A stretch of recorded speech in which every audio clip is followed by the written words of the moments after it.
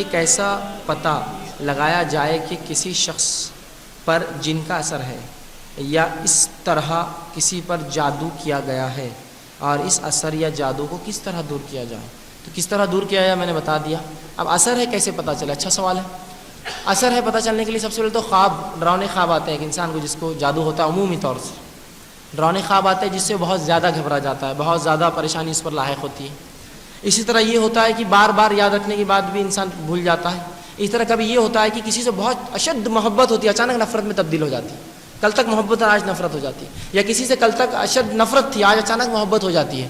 تو یہ اچانک مزاجوں کا تبدیل ہونا یا اسی طرح خوابوں کا آنا، یہ بہرحال دلیل ہوتی ہے، یا انسان کا گم ہو جانا یا خاموش اختیار کر لینا، اچانک بولتا ہوا انسان خاموش بیٹھ گیا، یہ بہرحال اس کی مختصر سی دلائل ہو سکتے ہیں۔ اسی طرح آگے انہوں نے پوچھا،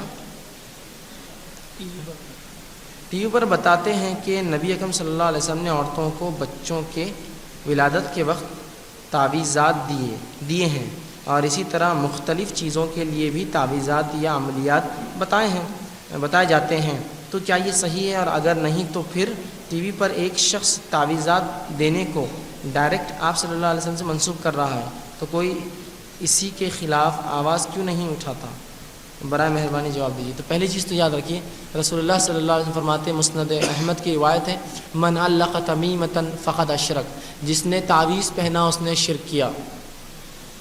من علق تمیمۃ فقد اشرک، تمائم عربی میں کہتے ہیں وہ چیزیں جو لٹکائی جاتی گلوں پہ، گھروں پہ، جانوروں پر۔ من علق تمیمۃ، تمیم تمائم، تمیم کی جمع ہے کہ جس نے تعویذ لٹکایا اس نے شرک کیا۔ تو رسول اللہ نے وضاحت کر دی۔ اب بہت سے لوگ شرک کر کے شیطان کو نکالنا چاہتے ہیں، تو نکلیں گے وہ تو خوش ہو جائیں گے، اس کا مقصد تھا آپ سے شرک کروانا۔ آپ کہتے ہیں انہوں نے پڑھا کچھ نہیں، اور تعویذ لٹکا ہی نکل گیا، تو وہ تو چاہ رہا تھا کفر اور شرک، آپ نے اس کو موقع دیا اور نکل بھی جائیں گا، کیوں نہیں نکلیں گا؟